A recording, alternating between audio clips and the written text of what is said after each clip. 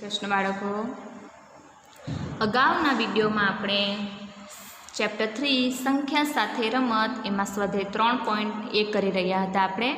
એમાં આપણે કયો પ્રશ્ન કર્યો હતો? પ્રશ્ન નંબર 1નો આપણે 3 દાખલા કર્યા હતા, રાઈટ? 24, 15 અને 21ના અવયવો. તો આજના વિડીયોમાં આપણું જે બાકી છે ત્યાંથી આપણે સ્ટોપ કર્યું હતું ત્યાંથી આગળ વધીશું. તો એમાં હવે આવે છે ડી. શું આવે છે? ડી. ડીના અવયવ આપણે તો ડી 27. દાખલો ગણતા પહેલાં યાદ કરાવી દઉં, ઘડિયા મોડે કરવા કીધા હતા તો આમાંથી અડધાને આવડી ગયા હશે, અડધા ઘડિયા, અડધાને બધા જ આવડી ગયા હશે.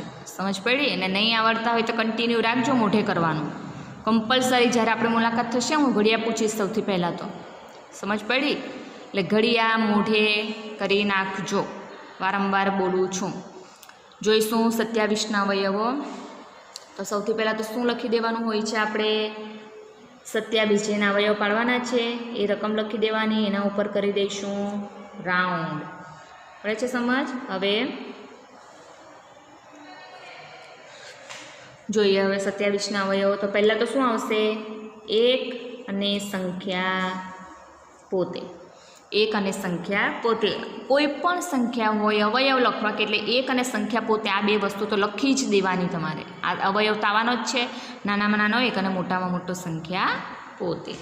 ચાલો 27ને 2 વડે ભગાશે, નિશેષ ભાગી શકાય. તો તમે ભાગાકાર કરજો. જોજો 27ને 2 વડે નિશેષ ભાગી શકાય નહીં. તો આપણે જોઈશું 3 વડે. 27ને 3 વડે નિશેષ ભાગી શકાશે? હા, 27ને 3 વડે નિશેષ ભાગી શકાય. બીજી રીતે કહીએ તો 3ના ઘડિયામાં 27 આવે ને, તો 3ના ઘડિયામાં 27 ક્યારે આવશે? કેટલા વડે ગુણીએ ત્યારે? 9 વડે. તો 3 ગુણ્યા 9. પછી 4ના ઘડિયામાં આવશે? નહીં આવે. 5ના ઘડિયામાં પણ નહીં. 6ના ઘડિયામાં પણ આવશે? નહીં આવે. 7ના ઘડિયામાં આવે? નહીં. 8માં પણ નહીં આવશે. પછી ડાયરેક્ટ આવશે 9ના ઘડિયામાં. 9 તરી 27. પછી ડાયરેક્ટ 9ના ઘડિયામાં આવે છે. 9 આવી ગયો છે, એનો મતલબ આપણી ચેન કમ્પ્લીટ. એટલે હવે અહીંયા અવયવો આપણે લખી દઈશું.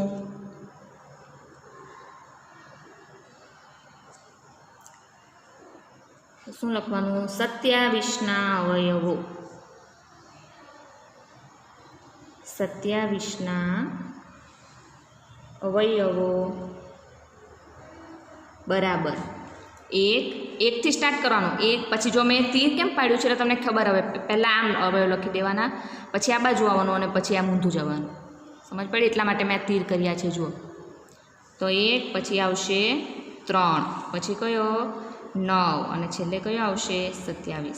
તો સૌથી નાનામાં નાનો અવયવ 9, 1 અને સૌથી મોટામાં મોટો અવયવ સંખ્યા પોતે એટલે કે 27. પડે છે સમજ? હવે E, F, G, H 4 દાખલા છે. E, F, G, H 12, 20, 18 અને 26. સોરી, અહીંયા Hમાં કેટલા છે? 23 છે. 23 કરી દઈશું. સોરી, અહીંયા 23 આપ્યા છે. 12, 20, 18 અને 23. આ 4 દાખલા તમારે હોમવર્કમાં જાતે ગણવાના છે. એના અવયવ તમારે જાતે પાડવાના છે. અહીં લખ્યું છે હોમવર્કમાં કરવું. પડી સમજ? હવે આપણે એના પછીનો દાખલો કયો છે? I 36ના અવયવો. I 36ના અવયવો પાડવાના છે. તો સૌથી પહેલાં લખી દઈશું 36. રાઉન્ડ કરી દેવાનું એના ઉપર. અને સૌથી પહેલાં શું લખી દેવાનું? 1 અને સંખ્યા પોતે. ચાલો 2. 1 પછી શું આવે? 2.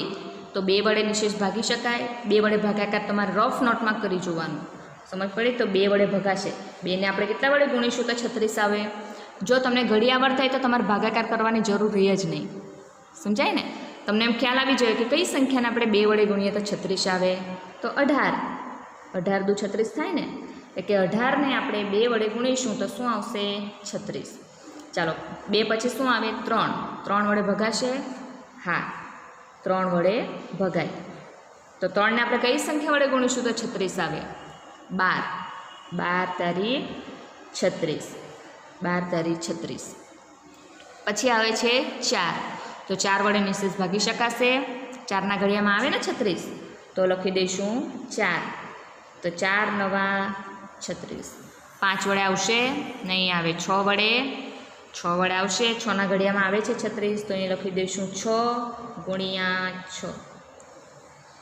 બસ હવે 2 વખત આ સંખ્યા રિપીટ થઈ ગઈ. 6 પછી શું આવે? 7. 7 પછી શું આવે? 8. 8 સંખ્યા પાછી આવી, એનો મતલબ અહીંયા સમજી જ જવાનું કે સંખ્યા હવે ચેન આપણી કમ્પ્લીટ થઈ ગઈ છે. સમજ પડી? હવે અવયવ આપણે લખી દઈશું.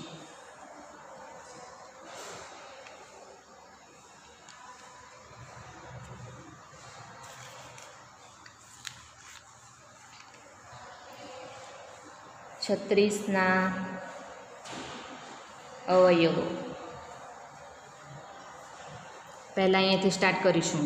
1 2 3 4 6. પાછા 6 આવ્યા છે, તો 2 વખત 6 નહીં લખવાના. સમજ પડી? 6 આવ્યા પાછા, તો 6 આવી જ ગયો છે. તો હવે શું આવશે? 9 12 18 અને 36. આટલા ટોટલ કેટલા અવયવ આવ્યા ગણો? 1 2 3 4 5 6 7 8 9. 9 અવયવ આવે છે 36ના. સમજ પડી છે? 6 2 વખત આવે છે, તો 2 વાર લખવાનો નહીં. 1 વખત લખ્યો છે પછી બીજી વાર રિપીટ નહીં કરવાનો. સમજાય છે? તો અવયવો કઈ રીતે પાડવાના સમજ પડી ગઈ? સમજાઈ ગયું છે ને દરેકને? એટલે હવે ઘડિયા મોડે કરી નાખજો, તો તમે આ રીતે ઝડપથી ગણી શકો. નહીં તો ભાગાકાર કરવામાં ને એમાં જ તમારો ટાઈમ ઓવર થઈ જશે. સમજ પડી? એમાં ટાઈમ તમારો વધારે જાય. એટલે ઘડી આવડતા હોય તો આપણે ઝડપથી સરળતાથી ગણી શકીએ. હવે જોઈશું બીજો પ્રશ્ન. પ્રથમ 5 અવયવી લખો. અવયવી લખો. એમાં પહેલી રકમ છે કઈ? 5. પ્રથમ 5 કીધું છે તમને. હવે 5 ના કીધા છે તો પહેલાં શું લખવાનું તમારે? 5 ગુણ્યા 1. 5નો ઘડિયો લખીશું આપણે. ક્યાં સુધી? પ્રથમ 5 કીધું છે એટલે 5 પહેલાં 5ને 1 વડે ગુણીશું, પછી 5ને 2 વડે ગુણીશું, પછી 3 વડે ગુણીશું, 4 વડે ગુણીશું, પછી 5 વડે. એમ બધી સંખ્યાને આટલા 5 સુધી ગુણીશું આપણે. પડે છે સમજ? અહીંયા પ્રથમ 7 અવયવી કહેતે આપણે તો 7 સુધી ગુણતે. 9 અવયવી કહેતે તો 9 સુધી ગુણતે આપણે. સમજ પડી ને? તમને ઘડિયો જો આવડતો હોય તો તમે ડાયરેક્ટ ઘડિયાળ બોલીને પણ ડાયરેક્ટ લખી શકો. સમજ પડી? પણ જોઈ લો. હવે આપણે ગુણાકાર કરીને લખીશું. તો પહેલાં આવશે 5 એકા 5 ગુણ્યા 1. પ્રથમ 5 કીધા છે ને, એટલે 5 ગુણ્યા 2, 5 ગુણ્યા 3, 5 ગુણ્યા 4, 5 ગુણ્યા 5. જો થઈ ગયા 1 2 3 4 5. પ્રથમ 5. પ્રથમ 6 કીધા હતા તો જો 5 ગુણ્યા 6. પ્રથમ 7 કીધા હતા તો 5 ગુણ્યા 7.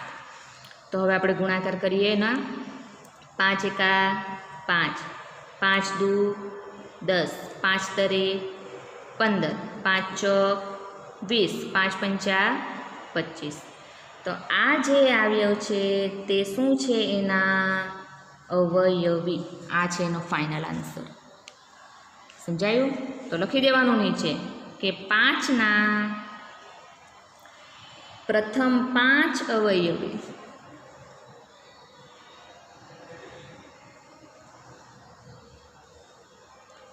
કયા કયા આવશે? 5 10 15 20 25. 5 10 15 20 25. દાખલામાં સમજ પડી? 5ના અવયવી લખ્યા 5 10 15 20 અને 25. ધ્યાનથી જો આ ઘડિયો લખ્યો છે આપણે. સમજ પડે? હજુ 6 કહેતે તો 5 6 30 ત્યાં સુધી લેતે. બીજી રકમ છે 8. તો હવે 8ના પ્રથમ 5 અવયવી લખવાના છે. એટલે 8ને ક્યાં સુધી લખી દઈશું? 5 સુધીનો ગુણાકાર લખી દઈશું. તો પહેલાં 8 એકા 8, પછી 8 ગુણ્યા 2, 8 ગુણ્યા 3, 8 ગુણ્યા 4, 8 ગુણ્યા 5. ચલો 8 એકા 8, 8 દુ 16, 8 તરી 24, 8 ચોક 32 અને 8 પંચા 40. આ રહી ગયા એના ફાઇનલ.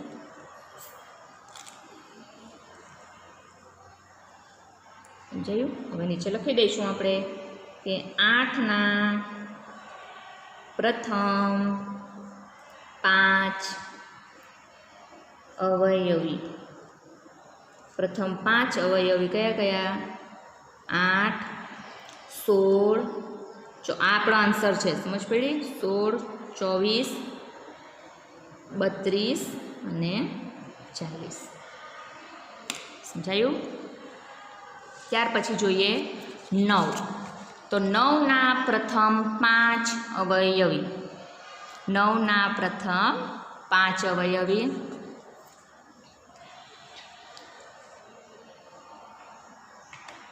તો આ દાખલો તમે જાતે ગણજો હોમવર્કમાં।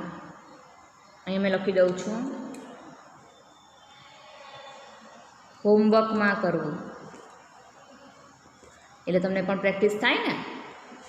તમારે આ દાખલો 9મો આ સી એ તમારે હોમવર્કમાં કરવાનો છે।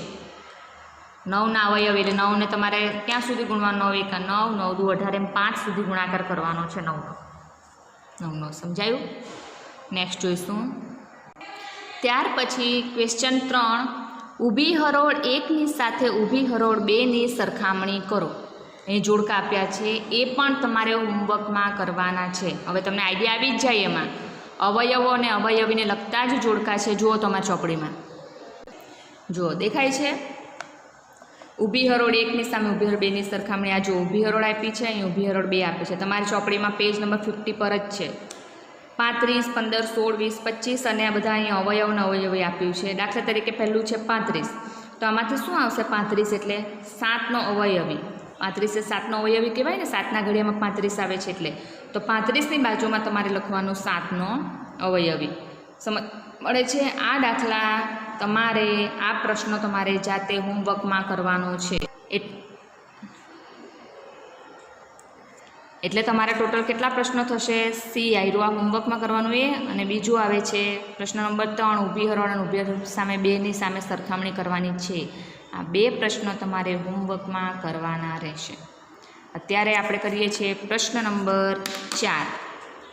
આપણે જોઈશું અત્યારે પ્રશ્ન નંબર 4। 100 સુધીના 9ના બધા અવયવી શોધો। 100 સુધીના 9ના બધા અવયવી શોધો।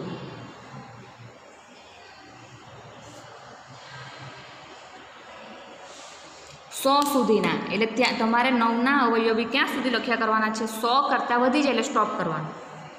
પડી સમય? એટલે ત્યાં સુધી પહેલાં 1 વડે ગુણાકાર, 2 વડે ગુણાકાર, અવયવી કીધા છે એટલે ગુણાકાર કરીશું આપણે। તો જુઓ, પહેલાં લખીશું આપણે 9 ગુણ્યા 1, તો કેટલા આવશે? 9।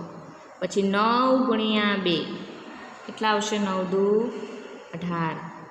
9 ગુણ્યા 3, તો 9 તરી 27।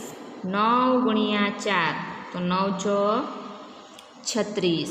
9 ગુણ્યા 5, તો 9 પંચા 45।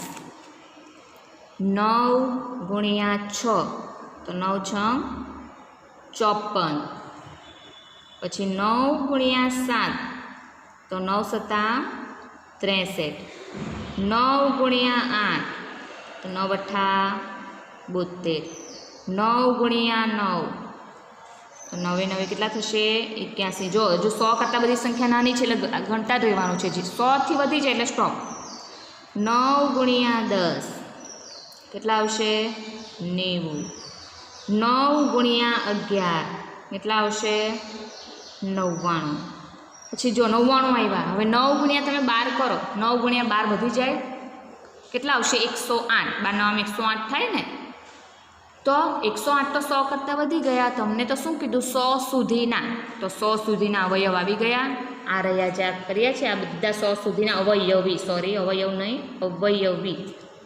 9ના 100 સુધીના અવયવી આ રહ્યા। સમજ પડી? તો અહીં લખી દેવાનું તમારે કે 9ના 100 સુધીના અવયવીઓ।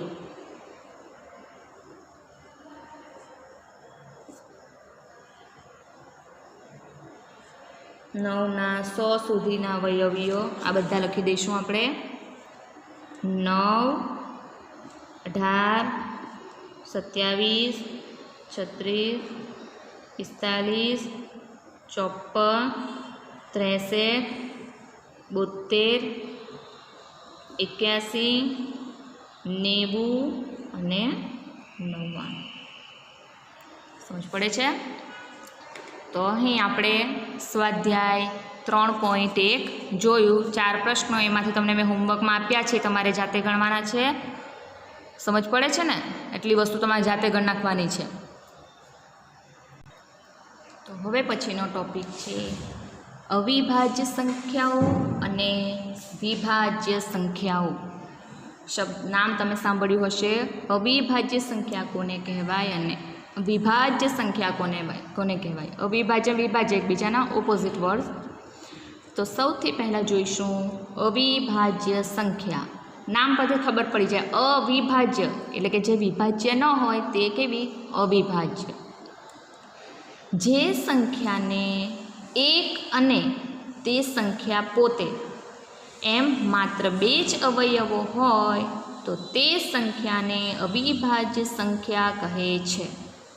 ફરીથી, જે સંખ્યાને એક અને તે સંખ્યા પોતે એમ માત્ર કેટલા અવયવો હોય? ફક્ત 2 જ અવયવો હોય તો તે સંખ્યાને અવિભાજ્ય સંખ્યા કહે છે. એટલે કે તમે કોઈ સંખ્યાના અવયવો પાડો અને એના 2 જ અવયવો આવે છે ફક્ત. એક તો 1 એટલે કે સૌથી નાનામાં નાનો 1 અને સૌથી મોટા મોટો કયો? સંખ્યા પોતે. એટલે કે આવી રીતે 1 અને સંખ્યા પોતે એમ 2 જ અવયવો આવતા હોય તો તે સંખ્યાને શું કહેવાય? અવિભાજ્ય સંખ્યા. સમજાય છે? જો એક્ઝામ્પલમાં 2ના ફક્ત 2 જ અવયવો પડશે, 1 અને 2. સમજ પડી? એટલે એ અવિભાજ્ય છે. એવી રીતે 3ના ફક્ત 2 જ અવયવો પડે, બીજા કોઈ ઘડિયામાં 3 આવશે નહીં. 1 અને 3 એટલે ટોટલ 2 અવયવો થયા, એટલે એ પણ અવિભાજ્ય. એવી રીતે 5, 7, 11, 13, 17, 19 આ બધી સંખ્યા એવી છે કે જેના ફક્ત 2 જ અવયવો પડે છે, 1 અને સંખ્યા પોતે. તો આપણે એ બધી સંખ્યાઓને કઈ સંખ્યા કહીશું? અવિભાજ્ય સંખ્યાઓ. સમજાય છે? જુઓ પછીનો પોઈન્ટ. સૌથી નાની અવિભાજ્ય સંખ્યા 2 છે. જો આ અવિભાજ્ય સંખ્યા મેં લખી છે એમાં સૌથી નાની કોણ છે? 2. હવે તમને એમ વિચાર આવે કે 2ની પહેલાં તો 1 આવે છે, તો 1 પણ બીજા કોઈ ઘડિયામાં થોડું આવે છે. પણ 1 એવી સંખ્યા છે, જો 1 માર્ક્સમાં પૂછાય છે, 1ને આપણે અવિભાજ્ય સંખ્યા પણ ન કહી શકીએ અને વિભાજ્ય પણ નહીં કહી શકીએ. 1નો તો ફક્ત 1 જ અવયવ આવે, એ સિવાયના કોઈ અવયવ આવે છે? 1ના અવયવ તમને હું પાડવા કહું તો તમે કઈ રીતે લખો? ખાલી 1ના 1 જ આવશે, સંખ્યા પોતે જ આવે ને એમાં. તો 1 એવી સંખ્યા છે જે અવિભાજ્ય પણ નથી અને વિભાજ્ય પણ નથી. તો આપણે 1ને કહીશું વિશિષ્ટ સંખ્યા. શું કહીશું? વિશિષ્ટ સંખ્યા. ફરીથી બોલું છું, 1 એ વિશિષ્ટ સંખ્યા છે. આગળના પોઈન્ટમાં આવશે પણ અત્યારે કહી દઉં છું. એટલે આપણે તમને પ્રશ્ન પૂછવામાં આવે કે સૌથી નાની અવિભાજ્ય સંખ્યા જણાવો, તો સૌથી નાની અવિભાજ્ય સંખ્યા કઈ આવશે? 2. એટલે ઘણા બધા લખીને આવે છે 1, તો 1 નહીં આવશે. શું આવશે? 2 આવશે. સમજાયું? 2 એ એકમાત્ર બેકી અવિભાજ્ય સંખ્યા છે. જો આ બધી અવિભાજ્ય સંખ્યા લખી એમાં બેકી અવિભાજ્ય કઈ આવશે? 2. બીજી કોઈ પણ બેકી સંખ્યા એ અવિભાજ્ય નહીં હશે. જોજો, બીજી કોઈ બી સંખ્યા, એકી બેકી સંખ્યા તો ખબર છે ને, શીખ્યા એવા હશો તમે. એકમનો અંક 1, 3, 5, 7, 9 હોય તો એકી સંખ્યા, અને એકમનો અંક 2, 4, 6, 8 કે 0 હોય તો કઈ સંખ્યા? બેકી સંખ્યા. ખ્યાલ છે ને એ વસ્તુ? હા. તો 2 એ એકમાત્ર બેકી અવિભાજ્ય સંખ્યા છે. એટલે કે બેકી અવિભાજ્ય સંખ્યા કઈ આવશે? કઈ આવશે? ફક્ત અને ફક્ત 2. એટલે આ પણ 1 માર્ક્સમાં પૂછાય છે. નેક્સ્ટ જોઈશું. ના પછી વિભાજ્ય સંખ્યાઓ. શું આવશે? વિભાજ્ય સંખ્યાઓ. તો અવિભાજ્યમાં શું? ફક્ત 2 થી 2 જ અવયવ હોય, 2 થી વધારે નહીં હોય તો અવિભાજ્ય. તો એમાંથી ઊંધું 2 થી વધારે અવયવો હોય. સમજ પડી? જે સંખ્યાને 2 થી વધારે અવયવો હોય તે સંખ્યાને વિભાજ્ય સંખ્યા કહે છે. જે સંખ્યાને 2 થી વધારે અવયવ પડે એટલે સમજી જવાનું આ સંખ્યા કઈ હશે? વિભાજ્ય સંખ્યા. 4ના તમે અવયવ પાડો તો 4ના અવયવ કયા કયા આવશે? 1, 2, અને 4 એટલે વધી ગયા 3 અને અવયવોની સંખ્યા કેટલી આવી 3 આવી 2થી વધી ગઈ ને. એવી રીતે 6ના અવયવો પાડો તો કયા કયા આવશે 1 2 3 અને 6 એટલે 4 એની અવયવોની સંખ્યા આવી 4 એટલે ટૂંકમાં 4 6 8 9 10 12 એમ આવી બધી સંખ્યાઓ છે જેના અવયવોની સંખ્યા 2 કરતાં વધારે આવે છે એટલે આ બધી સંખ્યાઓને આપણે કહીશું વિભાજ્ય સંખ્યા. નેક્સ્ટ એક એ વિશિષ્ટ સંખ્યા છે. જો અગાઉ આપણે જોયું ને આમાં આગળ મેં તમને કીધું કે સૌથી નાની બેકી અવિભાજ્ય સંખ્યા કઈ 2. તો એક કેમ નહીં આવે તો એક એ વિશિષ્ટ સંખ્યા છે. કેમ વિશિષ્ટ તો તમને ખ્યાલ હોવો જોઈએ કારણ કે અવિભાજ્ય પણ નથી અને વિભાજ્ય પણ નથી. એના અવયવ ફક્ત એક જ આવે એ સંખ્યા પોતે. નેક્સ્ટ સૌથી નાનામાં નાની વિભાજ્ય સંખ્યા 4 છે. જો અવિભાજ્ય કઈ સૌથી નાનામાં નાની તો કઈ 2 અને વિભાજ્ય સંખ્યા સૌથી નાનામાં નાની કહેશે તો શું આવશે 4. 4 એ જો સૌથી નાનામાં નાની વિભાજ્ય સંખ્યા છે. તો અવિભાજ્ય અને વિભાજ્યમાં કોઈને કોઈ ડાઉટ છે? દરેકને સમજ પડી ગઈ છે ને? તો આપણે એની સમજૂતી હવે સ્વાધ્યાયની છે પ્રશ્નોના જવાબને આપણે નેક્સ્ટ વિડીયોમાં જોઈશું. આજના વિડીયોમાં આપણે અહીં સ્ટોપ કરીએ છીએ. ઓકે, એટલે લાસ્ટમાં ફરી જેટલું તમને અહીં મેં હોમવર્ક આપવામાં આવ્યું છે બધું તમારે કરી દેવાનું છે તમારે નોટબુકમાં. અને આટલું વસ્તુ તમારા નોટબુકમાં કમ્પ્લીટ કરી નાખજો. નેક્સ્ટ વસ્તુ નેક્સ્ટ વિડીયોમાં જોઈશું. ઓકે, જય શ્રી કૃષ્ણ.